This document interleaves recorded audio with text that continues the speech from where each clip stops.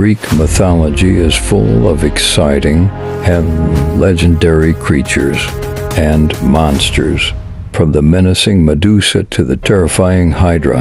While several of these mythical beings of Greece could certainly make their case as the powerful and disastrous monster in the land, one stands alone at the top of that list: the all-powerful and dreaded Typhon. Today we're going to take a closer look at Typhon, Greek mythology's most deadly abomination, and a true personification of destruction, chaos, death. We'll examine his origins, his physical characteristics, his famed battle against Zeus, as well as his lasting impact on art and literature. Let's get into it. Origins of Typhon genealogy, connection to Gaia and Tartarus, role in Titanomachy. According to the famed theology written by Hesiod, Typhon was the son of the deities Gaia and Tartarus. This would make for quite the mixture, as Gaia was the primordial goddess of the earth and Tartarus was primordial god of the abyss. It's suggested that in the wake of the Olympian gods' overthrowing of the Titans, Gaia was filled with immense sadness, causing her to fuse with Tartarus, thus forming the entity that was Typhon.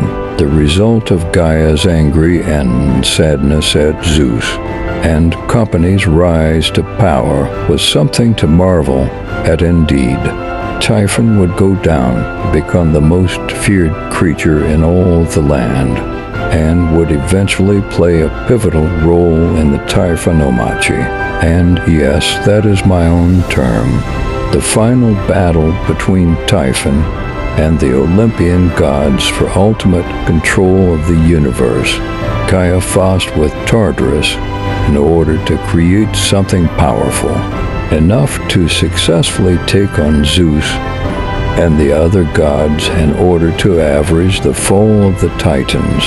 At their hands, Typhon's creation represented the Titans' final chance to regain control of the universe, and it would seem that they saved their most daunting ally for last.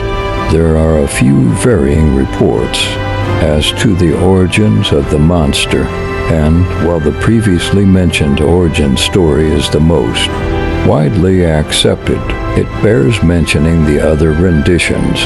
One account states that Typhon was born not out of anger and hatred, but instead out of love between Gaia and Tartarus. In this account, Gaia enlists the help of the goddesses of love, Aphrodite, to assist in bearing the child. Another rendition states that Typhon was the son of the Titan Cronus, meaning that Typhon would have been kin to Zeus and other gods and goddesses.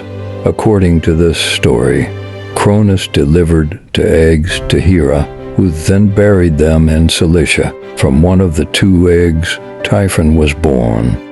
Physical characteristics of Typhon: appearance, powers, and abilities, comparisons to other creatures.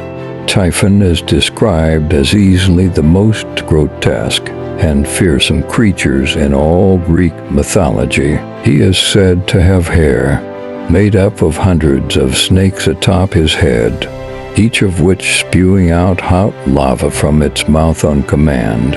He is described as making a terrifying shrieking noise as he moves to and fro, constantly inflicting panic into his foes. He best possessed ridiculous strength, and in addition to the snake on his head, his body also bore other animal heads, including the heads of dragons which sprouted out from his shoulder blades.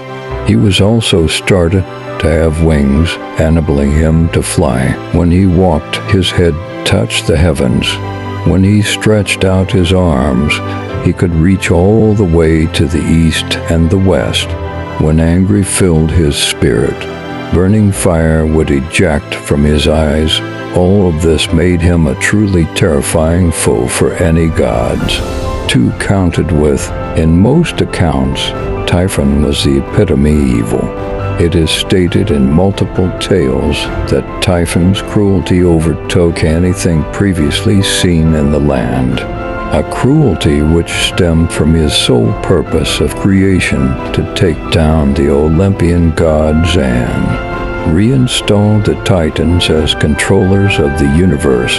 Battle between Typhon and Zeus. Background tactics of each outcome of battle. When the gods of Olympus first laid their divine eyes upon the horrifying sight that was Typhon, a majority of them transformed into their animal counterparts and fled, fearful of destruction that seemed imminent.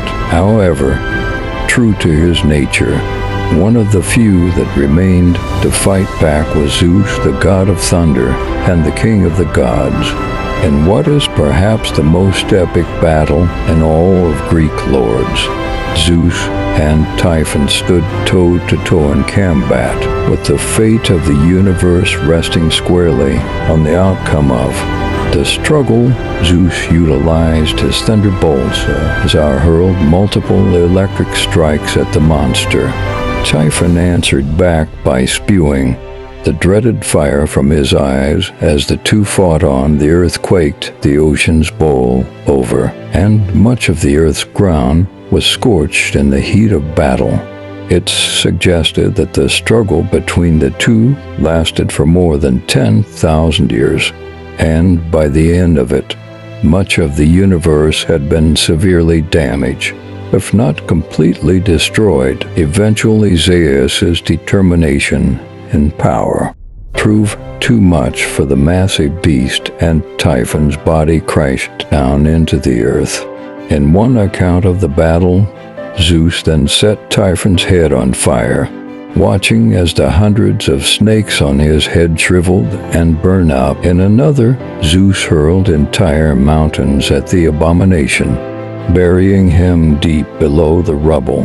Aftermath of the battle. Fate of Typhon. Consequences for the gods. Impact on world. In the aftermath of the battle, varying accounts differ on the final place of imprisonment for the monster. Some believe that Zeus casted Typhon into Tartarus, the deepest part of the underworld, to live out eternity in perpetual hell.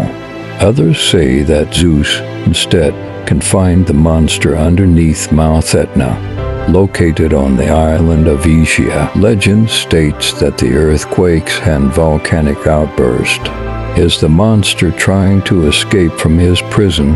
According to Ovid, the Latin poet, Zeus buried Typhon underneath the city of Sicily.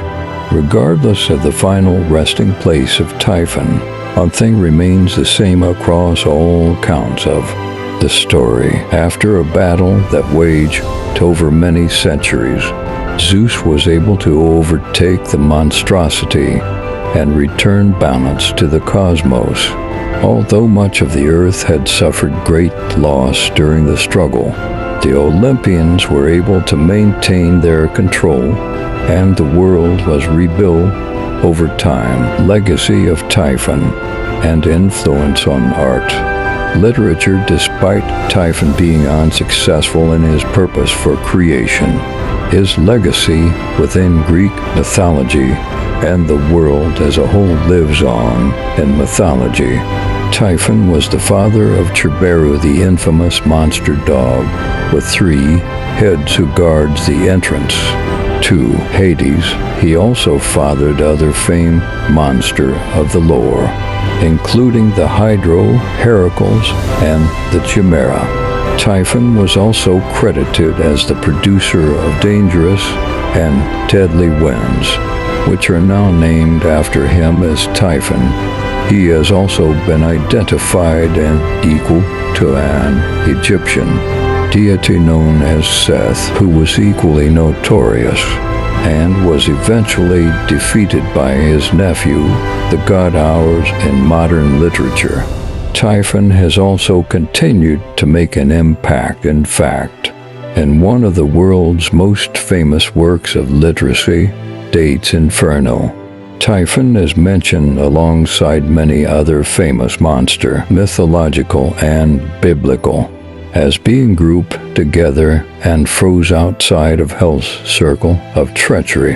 Typhon was not only the most dangerous and feared beast in all of Greek mythology, but was also responsible for the creation of later feared creatures such as Cerberus and the Hydra. While his mission was unsuccessful, in the end, his epic battle with Zeus remains as one of the most famous battles in all of the lore, and will continue to live on as a testament to the eternal conflict between good and evil. The legacy of Typhon, the most feared abomination in Greek mythology, echoes through the ages, a reminder of the enduring struggle for cosmic supremacy.